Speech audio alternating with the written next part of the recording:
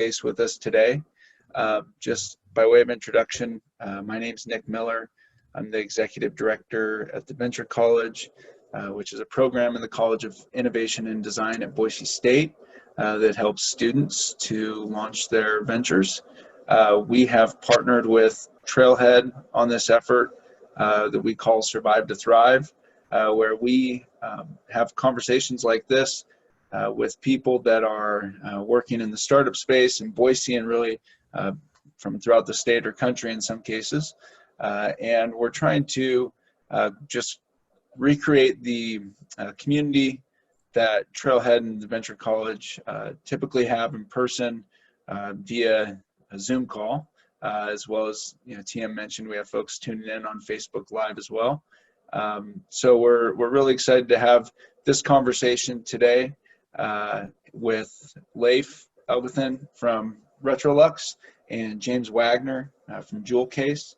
If you've been around in the Boise startup community, you've probably come across these two guys or their companies, be it at Boise Startup Week or other discussions or pitches. We've certainly seen them, and so excited to hear how things are going for them, and particularly in an industry that is changing quickly and like the rest of the world right now, responding to the new environment. So maybe with that, I will turn it over to TM, and he can give a little bit of an overview of today's talk, and then we'll jump right into it. Yeah, thanks for the intro, Nick. This is TM Rastegar, Executive Director with Trailhead. Thanks everyone for joining us today.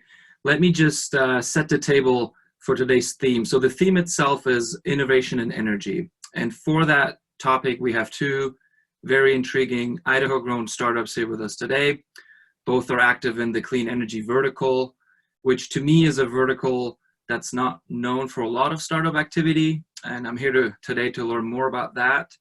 So really what the audience wants to learn more about is obviously the two of you, your venture, while also getting a better understanding for the clean energy as its own vertical, specifically within Idaho, so we can understand the opportunities and challenges that lay ahead of that industry. And so with that context, Leif, if I can just start with you, you're very involved in the Idaho Clean Energy Association. So if you could maybe just start by introducing yourself, tell us a little bit about Retrolux, your venture, and then help us wrap our head around this ecosystem that we have here in Idaho for clean energy. No problem. Thanks, TM, and thanks, Nick, for hosting the Survive to Thrive series today. So I'll do a little intro on Retrolux first. Retrolux is a sales platform that enables lighting retrofit contractors to sell, design, install LED lighting retrofits in commercial and industrial buildings.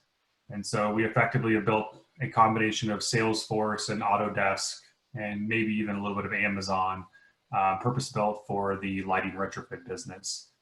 We have customers from coast to coast, border to border, in Canada and Australia. So we have gone international, and our customers use our software every day, ultimately to design, bid, and sell these projects. My personal passion is all around trying to keep every drop of fossil fuels in the ground as we possibly can. And I think one of the best ways we can do that is by accelerating the adoption of energy technology in our buildings. I think most people don't know that our buildings account for over 40% of our energy consumption as a country and as a world. And that means that we account for 40% of our fossil fuel usage and carbon dioxide emissions. And so by reducing the amount of energy used by buildings by 50% or 60% like you can with the lighting segment of a building, you can make a pretty big impact on the overall carbon dioxide emissions of our world. So that's what drives me, and that's what we work on as a company, and that's ultimately what our goal is to drive that adoption to be faster. Taking my Retrolux hat off and putting on another hat, as I was one of the co-founders of the Idaho Clean Energy Association, which is an industry group to promote, educate, and advocate for more clean energy adoption in the state of Idaho. That organization was started probably about 7 or 8 years ago, when clean energy in Idaho was still considered to be maybe not super sexy, not super well known. And since that point in time, we've made great advances with lots of companies actually starting up in the clean energy space and doing really great things, whether that's product companies like myself and like James and Joule Case, or it's really big companies like Idaho Power making a commitment to go 100% clean energy by 2045, or the city of Boise making a commitment to be 100% clean energy for city facilities by 2030 or 2035, and then a goal for the entire city, including all of our businesses and our homes by 2035 and 2040. And so the state is catching on, and to reach those goals and to really meet, I think, what the desire of our state is, which is to be energy independent, to be a clean energy state. We're going to need a lot more startups, a lot more companies out there building the clean energy solutions, installing the clean energy solutions, and then ultimately maintaining them. And so we see a very bright future for our state. We think that we actually have a lot of resources here that a lot of people aren't really maybe as familiar with. And I definitely look forward to sharing, more about what those resources are and some of the companies that are doing really cool things, and also, diving into what we're doing here at Retrolux to make a difference as well. Oh, thank you for that intro. It's music to my ears, a legacy industry with lots of problems to be solved. And I do want to come back to that here in a minute. But before I do, I want to give James the opportunity to introduce himself, tell us a little bit about Joule Case, and if there's any, tie between Joule Case and, let's say, the Idaho Clean Energy Association or any other stakeholders in this ecosystem. James, if you could just give us an overview, I appreciate that. Yeah, thank you, TM, and thank you, Nick, for having me, and great to see Leif again. As Leif has kind of said or alluded to, Leif has been in the Idaho Clean Energy Association, founding that. Joule Case is a member of the Idaho Clean Energy Association as well. I have actually tried to help Leif a couple different times on that, and sometimes it goes well, sometimes it doesn't. But it's been great to continue this conversation, and very excited about the groundswell and the changes that are in fact going on, and understanding that the old reality is no longer there anymore. Joule Case is a company that I'm a member of, a founder of, and we design and manufacture battery systems that will stack like Lego blocks to ideally size for your power application. The vision being is that instead of having a battery system that is highly engineered for your specific application, let's say my cell phone battery is different than your cell phone battery, why don't we have a battery system that is universal and ubiquitous, and as we say, the standard oil of the green revolution, that makes it so that it is, whatever that application is, that you have a solution that works within that space. Joule Case was founded by Alex Livingston and myself. We met up at freshman year at University of Idaho, and this is actually our second battery startup. We had a previous one called R2EV that was in the Boise ecosystem from 2007 to 2010 that made some waves. But what I would say in this conversation is, being in this space as long as I have, in a couple of different ways around batteries and clean energy, there is more and more of a groundswell. The momentum doesn't seem to be stopping, and the time is starting to happen now. I would say that 2015, 2017, maybe a little bit early, but there's an understanding and awareness and an urgency around let's do something different. We can't have the old ways going about in the future. Thank you for that intro. And let me just follow up on something you both mentioned. I've been reading about the growth of solar, for example, in Boise and the Treasure Valley. There's some growth, it's rather slow. I read about 2016 being a stellar year for clean energy in Idaho in terms of the number of jobs that were created. So what do you two see in terms of Idaho? How is Idaho positioned for what you see in terms of these changes that you're talking about? You mentioned the old reality. What kind of assets do we have if I'm a startup in this space, or I'm thinking about entering the space, what are some of the assets that we have in our ecosystem here outside of the alliance itself? So I think, so James, you want to go first and then I'll fill in? Please go for it. Okay. So I think, really when we think about Idaho's, energy assets, it's really important to know that we ultimately are a natural resource rich state. We have lots of sun in the southern part of the state. We have lots of water and gravity and dams for hydropower. We have a very windy part of the state. We have geothermal. We're really close to Yellowstone, which is one of the most geothermally active places in the country and the world. And we don't have any oil and gas, to speak of. We don't have coal. We don't have oil and gas. We have a little bit of gas going on out in Payette, but it's very, very small. And so if we look at our resources and where we can make energy in Idaho, it is renewable energy. So that's number one. Second, when we look at institutions that are doing really amazing things, the National Lab in Idaho Falls is a incredible resource. They have the Center for Advanced Energy Studies, which is a collaboration with Boise State, Idaho State, University of Idaho, and the National Lab, which focuses specifically on alternative energy, renewable energy, energy efficiency. So all of our universities are in on it. The National Lab is in on it. We have one of the largest power infrastructure companies in the world, headquartered in Boise, in Meridian, and Haley, which is Power Engineers. So we actually have a lot of talent in Idaho. Idaho Power has a lot of talent. It is the largest single investor in clean energy in Idaho. And so we have big players involved. We have small players starting up like James's company and myself as well. And so the National Lab is a great place for technology transfer. If people are looking for an idea, a technology they can spin out into a new company, the lab has people that try to work with entrepreneurs every day to figure that out. And so there is a lot of, I think, resources that people can go after to find ways they can work on this issue. One that I'm in particularly interested in is tapping into the amazing talent that we have at Idaho Power and Power Engineers around storage. And so what most people don't realize is that Idaho has one of the largest hydropower systems in the country. It's all privately owned for the most part by Idaho Power and other entities.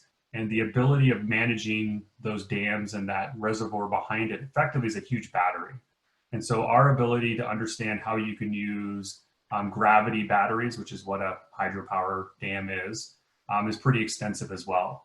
So generally we have a lot of, I think incredible resources here in Idaho, not the least of which is the fact that we have renewable energy resources that you may not find in other states. And that's all we have because we don't have fossil fuels. James, did you want to add to that? I knew Leif should leave that off because you'd hit it right on the tee. I think the one thing I would add is just there are a lot of also, rural communities or decentralized communities where having storage, having microgrids make a lot of sense when you're trying to run telephone lines or heaven forbid, gasoline generators out to these communities. It makes a lot of sense to have microgrids and renewables with storage. So as I'm listening to the two of you, I'm learning a lot about assets that we have here in the state that I wasn't aware of. And it sounds like it's a vertical just ripe for the picking. Just going down the list that Leif just shared with us, it seems to be a vertical that Idaho should be doing well at. And your companies are sort of evidence for that, but help me and the audience understand, when you operate in an industry like that, in a legacy industry with legacy infrastructure, with, things have been done this way for 100 years. How is it operating in that kind of industry as a startup, potentially even as a disruptor? Leif talked about the great partnerships between the private and public entities and the collaborations within the state of Idaho. But give us the startup perspective. How do you maneuver an old legacy industry like that? James, if I could get you to go first, because I'm particularly also thinking of the Forbes article that I read about Joule Case and the mention about festivals, for example. You know, I thought of your guys' technology of being a disruptor of the way we think about, you know, microgrids and festivals. So can I get your thoughts on that? Yeah, you know, it's the key is finding the early adopters, finding the people that are passionate about it and are willing and excited to have that, give it a go. And in my career, which really, if I were to say what my passion is very much aligned with Leif, and that is to you know, eliminate the CO2 emissions to make this planet sustainable um, and make it so that we can live in an energy future that doesn't depend on something that is not sustainable, that's going to be a detriment to the planet.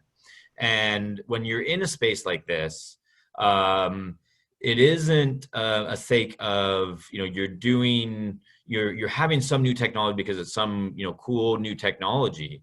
You have a compelling case that can really make the planet better. It can make a personal experience better, you know, whatever it is. But you know, that can't be discounted, because you can find individuals, especially more and more as we go along, that are as equally passionate about reducing their carbon impact or figuring out how to make you know, their industry or their impact as minimal as possible. And then so what we have found is that there are some high-level executives in the music festival industry that have a massive vision of replacing all of the dirty gasoline generators out there for music festivals. And they've been looking at it for a while. What Joule Case has been able to do is that we're given a shot to prove to them that we could be that solution, or that we could provide the batteries, the power needed for their events. And you know, knock on wood, and this is certainly in a space that is not doing anything right now in the COVID world. But before COVID, Joule Case had several different exciting, successful demonstrations to these key executives. And then so you saw that with the Forbes article. You're seeing this with multiple different levels, whether, you know, Coldplay famously has shut down their touring. And we're in conversations with Coldplay about how they could start up a new tour using the Joule Case system. But you know, when you say it's an old industry that's established, you know, I would say that is, you know, in the music festival space specifically, there's a lot of people that have been doing it for a very long time, and just like any other industry, there's a lot of you know, a fear or risk of what you know, what could go wrong, and making sure that nothing ever goes wrong. And then so, for example, I know many music festivals that while they're even hooked up to, you know, it's called shore power or grid power, they will have a generator on site, and they'll have that generator even running and hooked up just in case, the off chance that the power goes out. And then so in this space, that's the type of mindset and mentality of, you know, if something can go wrong, it definitely will. And then we've been fortunate to be able to find the high-level executives that are really driving and seeing what Joule Case is doing, and kind of, you know, pushing these electricians or these power engineers outside of their normal boundaries because of that need, because of their vision of being green. That, you know, maybe if it was something that was just you know, a little bit of a cost saver or a better technology some way, you know, somehow you have to be 10 times better. And in our space, it's, you know, it's the fact that you're not emitting CO2 emissions, you're not polluting anymore. So you speak of something, it's interesting to me. You know, your customer seems to be vision driven. Both you and Leif talked about, you know, your purpose and passion driven, and in a otherwise, you know, if you don't think about energy, other verticals in the startup world, there is a very short-term kind of mentality when it comes to ROI. You know, energy, I would assume, is something with a longer life cycle from an investor's or an owner's point of view when you talk about returns. So I'm just going to come out and ask this, is clean energy profitable in the short term for an investor, or is clean energy something that you have to have a long view of when you look at it in terms of an ROI, not just a passion driven, the right thing to do, which we're all in the same boat, by the way, but give us sort of the perspective of the investor and the ROI, and maybe we can pick out a couple of challenges that otherwise in other startup verticals you wouldn't face. Leif, if I can get you to weigh in on reconciling, the passion-driven venture versus the profitability of it, what are your thoughts on that? Yeah, sure, TM. So before, I'm actually going to use a story to get to the answer on that also touches on what James was just going over. So when you're in an industry like energy that has a lot of inertia behind it, and by I mean inertia, meaning, things are getting done, they're planned, people take a long time to make decisions. Change happens slowly, then suddenly. So you may have heard this in other industries, slowly, then suddenly.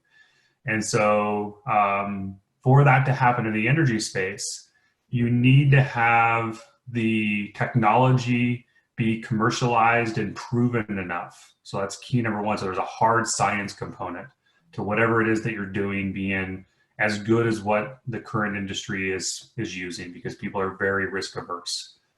Second, it has to have a value prop that's as good or probably better than the current technology. There has to be a reason to move. So maybe it's 10x better in some regard. And in James's technology, it's definitely quieter. So for a music festival, not having the whir of a generator is a major improvement. And then third, it has to have a payback before this suddenly happens. And so that's key as well. Fourth is the political nature of it has to work. And I don't think people think about the political permitting nature of energy, but our energy consumption in this country is very controlled. It is not a free market by any stretch of the imagination. And so there is a political piece of this as well. And so until all of those things align, you're fighting an uphill battle. And so one of the stories I'll share with you on the ROI, I think, is really important. So when I first started selling solar systems in 2008, the price of a solar system was about 10x what it is today. And the cost of power was even cheaper. And so if you do the simple math, the payback on those systems was with a reasonable cost of capital, infinity. They never caught up to the cost of capital. And so the only people that did them were people that had no other choice because they had to put a solar panel on a satellite receiver out in the middle of nowhere to run a weather station. And it was way too expensive to drive diesel out to it to power a generator. Or it was a environmentalist that was doing it because it was the right thing to do. That was our only customer types, because that was the only people that cared and had a reason to do it. Fast forward, to 2016, and when you were talking around the 2016 time, the price of solar had come down to a point where the payback on a residential system was still about 15 years, which is pretty hard for a residential, but on the utility scale side of things, building a really big solar plant, we had gotten those systems down to where they were generating an internal rate of return of 10%. Goldman Sachs was investing in them. They don't invest in things that don't work. They don't invest in things that don't make them money. And then all of a sudden, we had so much solar happening in Idaho that the politics had to shut it down because we were going to overbuild the system way more than we needed. And so the political system had to tamp it down, even though the payback, the economics were great. And so just in the course of 8 years, we went from nobody paying for it but hippies and like really weird remote applications to the biggest banks in the world bidding on wanting to be the owners of that system. And I lived it. We went from the slowly to suddenly overnight. And so in that case, the price of the systems had to be at the right point. The politics had to be right.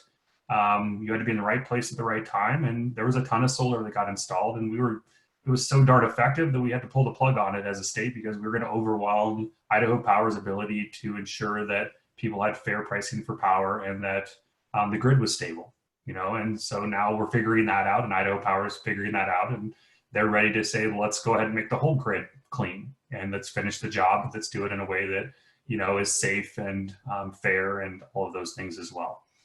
And so, just in 12 years, we've gone from works for the hippies to it works for a very, unique type of solar, which is utility scale, to, man, we can do this everywhere, and that is in the utility world incredibly fast.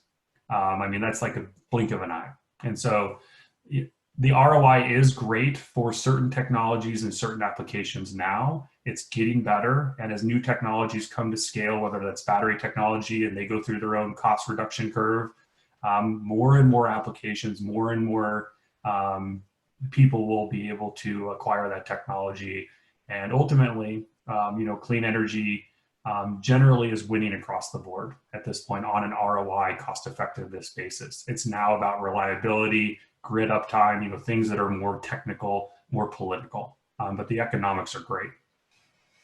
No, thank you for sharing that story. It certainly helps me wrap my head around this a lot more. And a key takeaway for me, as you talked about those four, I'm going to call them barriers to entry. You can look at them as opportunities.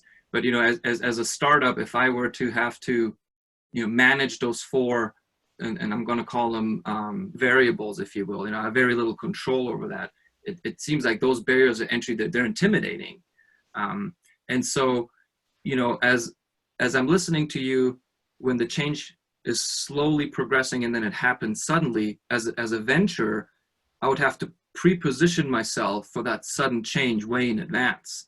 And pivot and change along the way. And that in itself can be a risky business. And so, I'm thinking of, cash as oxygen, cash as time.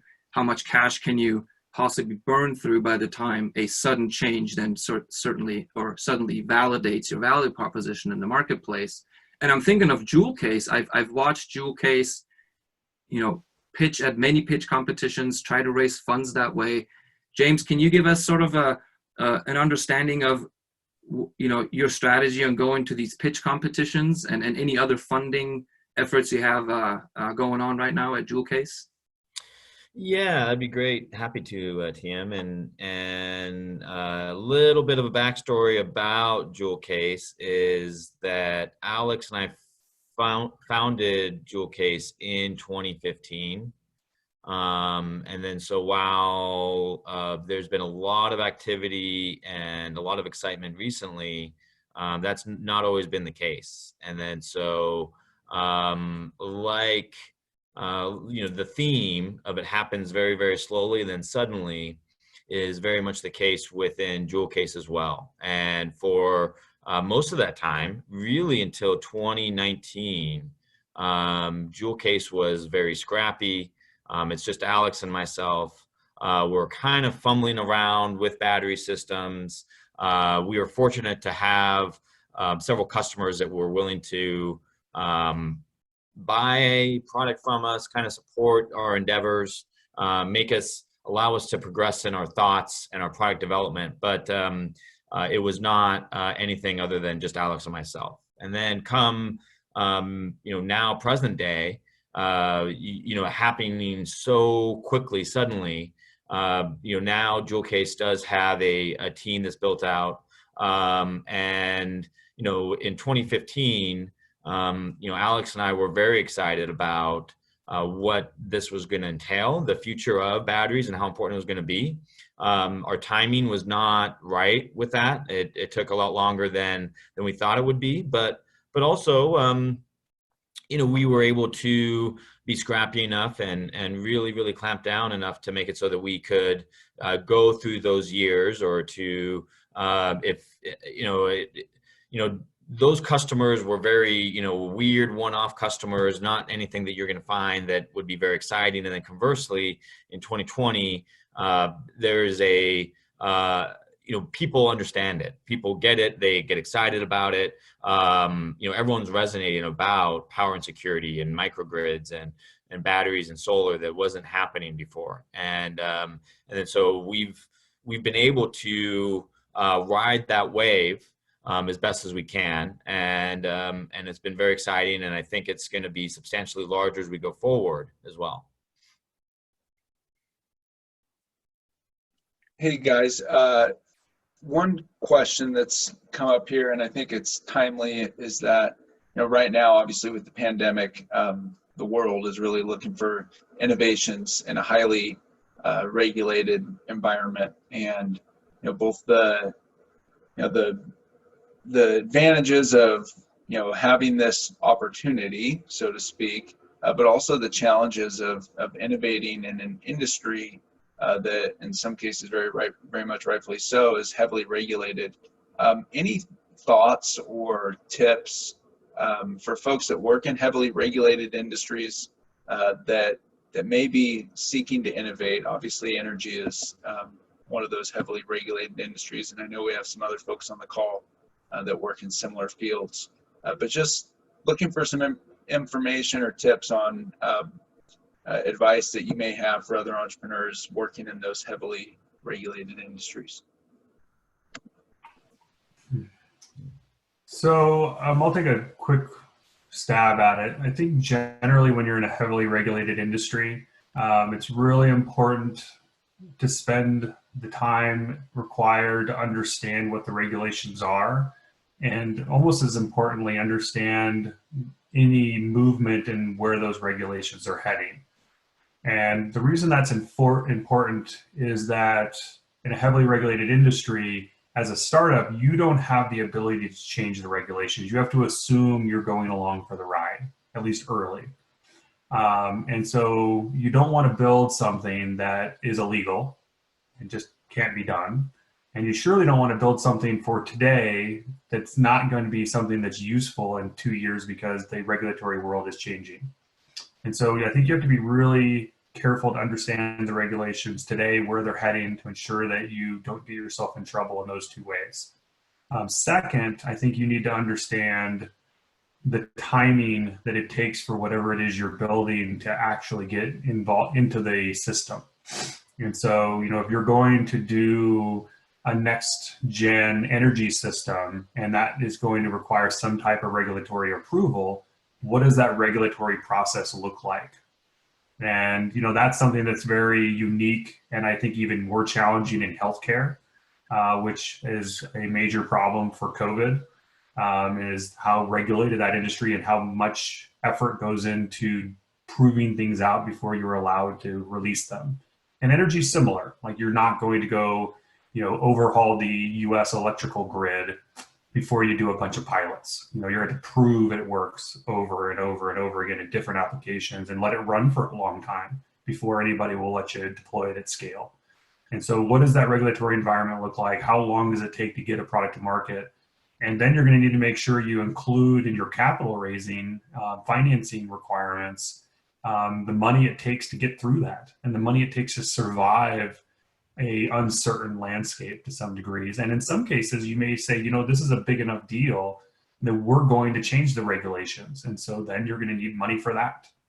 And I can tell you from being in a company, not Retrolux, but another company that literally got laws passed at the state level in Idaho to allow the big solar farms you see. The biggest one I think people usually see is the one on the way to Mountain Home.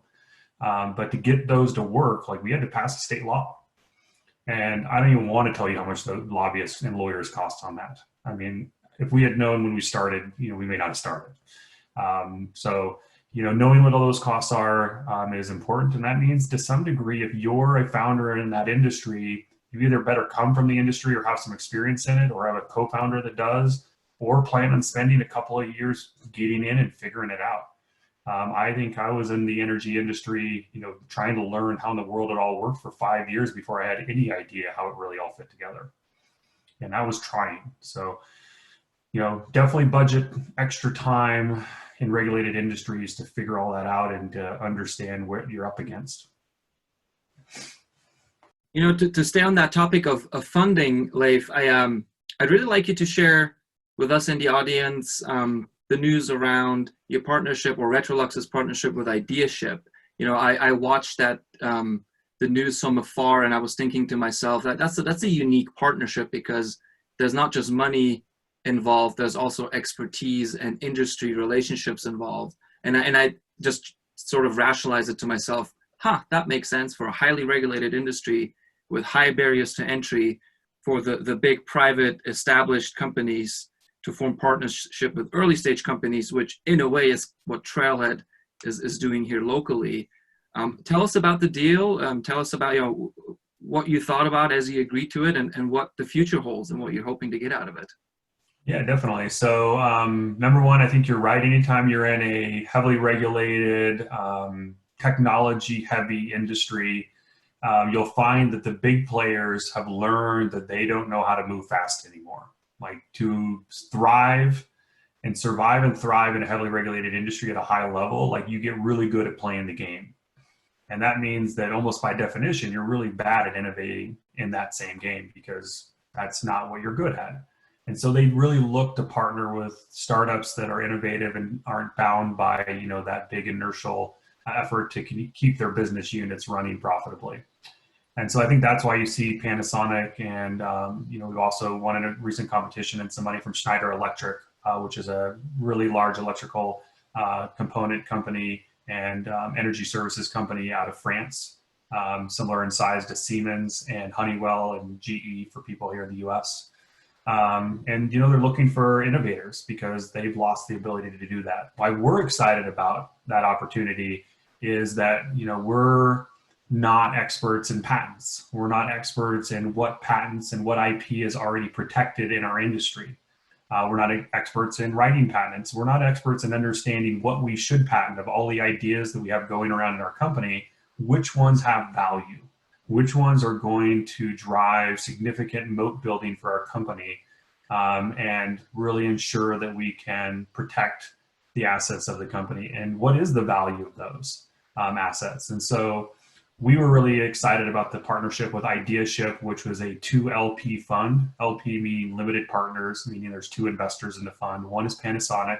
The other is an IP outsourced kind of IP shop called Global Technology Transfer Group. And so they're basically patent counsel on behalf of companies. They can't afford to have an internal patent counsel. And together, Panasonic and Global Technology Transfer Group are now working with us to take our innovations, catalog them, identify which ones have the highest value, that are the most novel, that are the most foundational, and ultimately that will have the highest value to us as a company in the market. And we've now completed that step. And the next step is that we are now moving into the actual patent prosecution phase. And so they helped us evaluate and ultimately select our patent counsel. Ended up being the same, with the same firm as we do for our business counsel, which is Stoll Reeves. And we're going to be working with them to take that innovation catalog and turn it into a patent application that we then prosecute. And so never going through that process myself, never officially doing a patent, meant that we had a huge opportunity to also learn how to do that effectively and how to ultimately build another skill set for the company.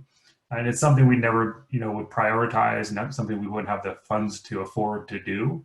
And so obviously the fact that they're willing to pay for it was a huge advantage to us as well. Yeah, sounds like an overall, a lot of strategic alignment on many fronts between Retrolux and GTT and Panasonic there. Yeah, one of the cool things is, this is also kind of, I'm going to give a shout out to another battery tech company in Idaho. We're the second Idaho company to get this. So the first Idaho company is a company called Energy, which is based out of Pocatello, and is another battery tech company similar to what James and Joule Case does, but different. They're more focused on the kind of consumer market. But they actually went through and the same process. So I was able to talk to Sean, their CEO, beforehand, and ask him how it all went. And I think this is a huge piece of what makes a startup ecosystem, grow and survive and thrive. Is before I went in and accepted, this investment and diluted my company from an equity perception, I was able to go get insights on how it went. Was it good? Did it work? Did it meet their expectations? And all the boxes got checked really well. So I think another shout out to another clean energy tech company in Idaho that I was hoping to get a chance to mention, that had a very direct impact on our decision to make that investment opportunity happen. Oh no, thank you for sharing their story. That's what this session is all about. So as others in this sector seek to potentially partner and take advantage of assets like this, I mean, you had the ability to go do some diligence on your own. You know, I would hope that they would be able to contact either you or the Idaho Clean Energy Association to find other resources. And if you do have any resources and links, we'll be happy to share them with our Survive the Thrive audience here. We have both a Slack channel and also a repository of these videos that we keep on YouTube. So we'll make sure to distribute those resources as well. You know, as we talk about funding, for Joule Case, I recently voted, I think it's called the Flywheel Conference. James, is that right? Mm-hmm. How's that going for you guys? And how many of pitch competition is that you're one of the participants in? It's pretty impressive from afar, but give me an idea of what that's like. A lot of pitches, and you know, so we started pitching in early 2019. Joule Case was fortunate enough to be a part of. So you have I'm forgetting their name right now, but you have a Boise Venture Club College, and then you also now have venturecapital.org. And then with that, they have several different programs and accelerators in Boise. And then it's really going around the network of different angel groups. And there's a lot of them out there. They're all over the West. So going up to Western Canada with Valhalla, Frontier Angels in Montana, you know, Keiretsu, which has got several different chapters, including one in Boise. The Northwest chapter just expanded into Denver and Salt Lake City as well. It is E8. And so the list kind of goes on and on. Joule Case is at a point where we are really on the angel side of things. And very similar to what I was saying earlier about our customers really resonating with Joule Case. I think that we also have a product that resonates with angel investors in several different ways as well.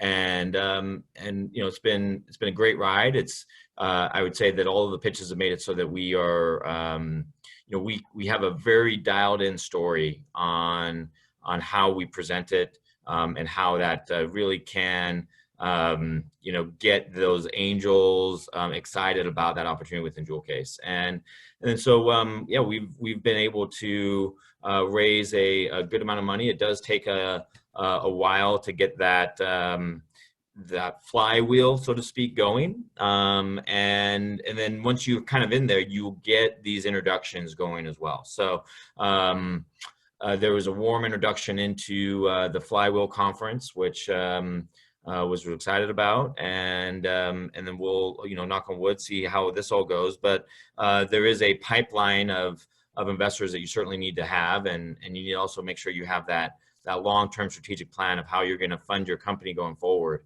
And we are on that path, and we're excited about the excitement, the interest level that we're having from investors. So it sounds like, you know, Retrolux found a strategic partner.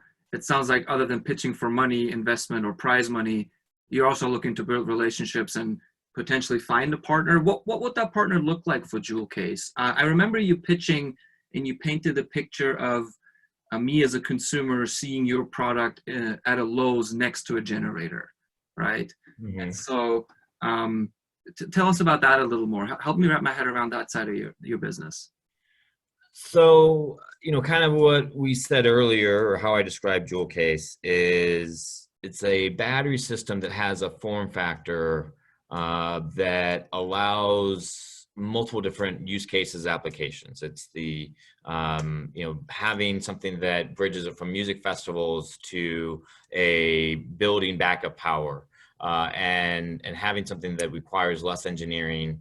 You know, it is the same form factor over and over. And I think that is very compelling on a couple different strategic partners, and how it would make sense for them. So if you look in the marketplace right now, you'll see that Generac, for example, has been very active in this space. They have made several different acquisitions around batteries and clean energy, realizing that generators are not going to be around forever. Conversely, their competitor Cat Power is starting to see Joule Case coming in and taking what was normally their business, and then so that could be very compelling. I think what's really exciting is that there's several different stages of Joule Case in terms of our company development and our product development, and there's several more additional stages we could continue to go down that path. And depending on when that strategic partner comes in, that could, while it could be in the immediate term, as I said, Generac, Cat Power, longer term, you look at a smart home and all of the focus that, let's say an Amazon, it's Google with, Hey Google, Google Nest, Apple's trying to get in the smart home as well. And all of that is relying upon the power being on. And as we're talking about, that power is going to be decentralized in the future. And you're going to have a battery system in the home, and that can be integrated as part of a smart home. So, we're nowhere near being that smart home play for a, Google or an Apple right now. But depending on in that timeline and that roadmap, it's where we are right now, all the way to there, and there's several stops along the way. And it just kind of depends on that interest level and the right fit. We're excited about the conversations we're having right now. And these are both, in the United States and also internationally as well. Because, there's all as unique as, Idaho is unique and different compared to California with their power profile and, PG&E and how famous that is. But then if you go outside the States, there's a tremendous need for products such as Joule Case. And I think we can all recognize, Puerto Rico is probably the most famous with the hurricanes that have hit there. But you go over to Asia, very similar stories as well. And then so we're not just looking for domestic partners, but also international partners. So very, there seems to be a mix of B2B and B2C opportunities. Leif, is Retrolux solely focused on B2B with your sales platform, or is there a chance or an opportunity for your platform to add value on the residential side as well? Yeah, right now we're 100% focused on B2B and the non-residential segment. If we did branch out into the residential segment, it would likely be through businesses as well. So many of the technologies that we would sell would be, B2B2C, and that would be as close as we would get to the kind of end consumer, to the, the general homeowner. So when we look at, how we would reach the residential segment, we would look at, big box stores, Lowe's, Home Depot, Costco, that are already selling, these types of technologies into the residential community. And then we would also look at partnering with contractors that focus on the residential sector versus the commercial sector. If I had a crystal ball, I'd say, 3 to 5 years out at least before we'd even think about going into that part of the market. There's plenty to be done in the non-residential sector for us. Makes sense. Are there any local customers of Retrolux that our audience or we would recognize by name? I don't think so.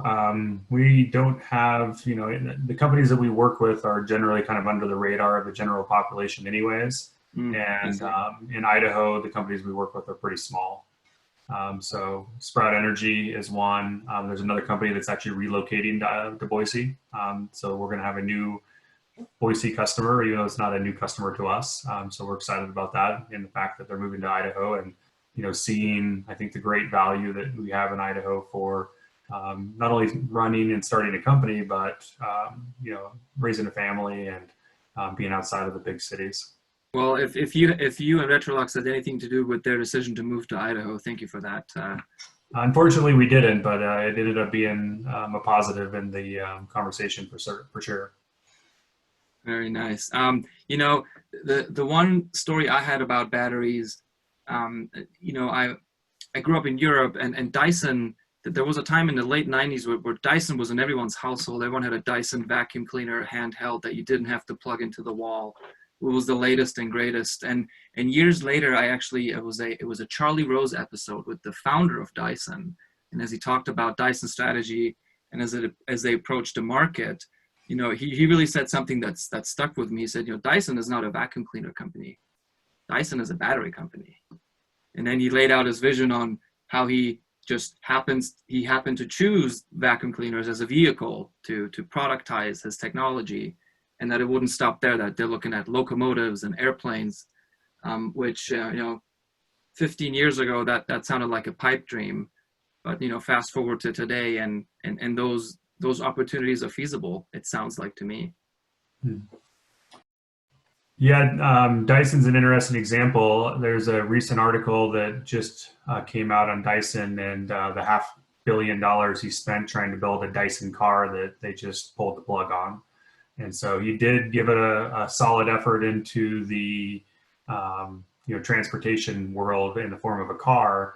But what came out of that is that they've developed some pretty novel battery technology. And my guess is that battery technology will eventually make its way out into the, you know, kind of standard auto companies that are going to a more electric future. So his initial car, and they did build a prototype, like they built something that worked with that $500 million, had a range that was twice of that of a Tesla, which is the #1 in the industry now. And so speaking to their, you know, chops and battery, you know, he was able to prove that part out. And then he ran the math and was like, I got to be psychotic to try to start a car company.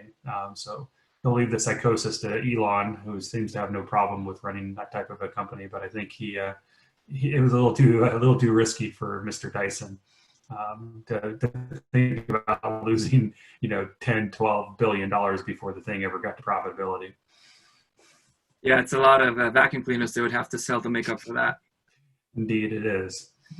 He personally funded that $500 million, though. That was right out of his pocket. So I was not aware of that. That's actually an interesting close to my story. Now, thank you for sharing that. I'm going to look into that. It's a really cool story. There's I think it was Forbes or Fortune just came out with a story on like the process of what he went through and why they finally pulled the plug. It's very interesting, actually. And it did come back. He said, we're a battery company. Like, what we're good at is batteries, and we were just looking for ways to sell more batteries, really. One of the largest transportation company, you know, electric bus, electric train, electric, you know, vehicle company is out of China. They're called BYD, and they started as a battery company. And they looked at all of these technologies as a way to sell more batteries ultimately. And so, you know, that it's a common theme that you find your core competency, and then you really understand what else you might need to do to sell that properly. So very interesting, you know, how companies really expand out of their core competencies into, you know, new sectors that, you know, happen to be going from that slowly to suddenly, you know, and in China, that's a great example. They're probably 2 or 3 years away from completely electrifying their bus fleets, like completely electrifying all of their buses. And their delivery trucks are coming next. I mean, they're going fully electric over there. And they've got some unique advantages. One of the biggest ones is cost. You know, we talk about the 4 big things, like they've got advantages in cost, but more importantly, they have advantages in politics. Once the communist government says we shall, it happens. And over there, they've decided we shall do electric buses. And 5 years later, it's done. I mean, you know, we can't do that in the United States. Like, we can't move that fast because every state, every city, every little location is its own little world, and they can make their own rules. And that means things move a little slower.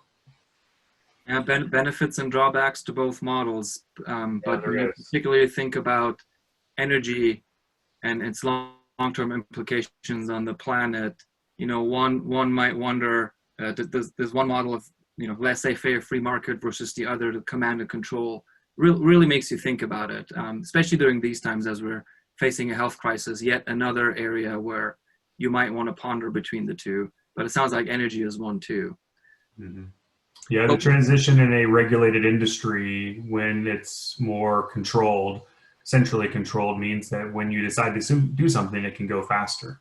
The downside is if they decide not to go, so I mean, I don't think there's any chance that Russia and Venezuela and Iran and Saudi Arabia are going to go all electric tomorrow. They're going to go slower, even though they're also autocratic states.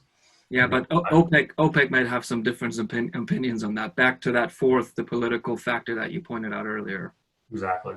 Well, before we get too deep into geopolitics and debating communism versus democracy, just want to jump in and say thank you to Leif and James for joining us, as well as to everyone for hopping on the call today, and just really appreciated the discussion. And at a time like we've discussed, when there's such a need for innovation in this space, and I think as we're all focused on the pandemic, something I think that kind of gets pushed to the sidelines, but needs to be at the forefront of our minds, is the climate crisis that we face as well. So just appreciate the work that you both are doing, and appreciate everyone hopping on the call today. One shameless plug, Boise State and K's on the 28th of May from noon to 5 have a virtual energy policy workshop. And I'll put the link in the chat here. But if this is a topic that you're passionate about, interested in, it's another opportunity to get engaged with a broader community, as well as a statewide effort to further the policy and research around energy. So thanks again to everyone. We'll be back next week. Next week's session will actually be on Thursday because of the Memorial Day holiday. Yes, there is a holiday coming up this weekend, despite every day feeling like Monday and Friday. And we will be discussing real estate and startups, and what startups can do to weather this storm in partnership with their landlords or building owners. So look forward to that discussion. Thank you all for joining. Big thanks to James and Leif, and we will see you all next week. Thanks, everyone. Thank you. Take care.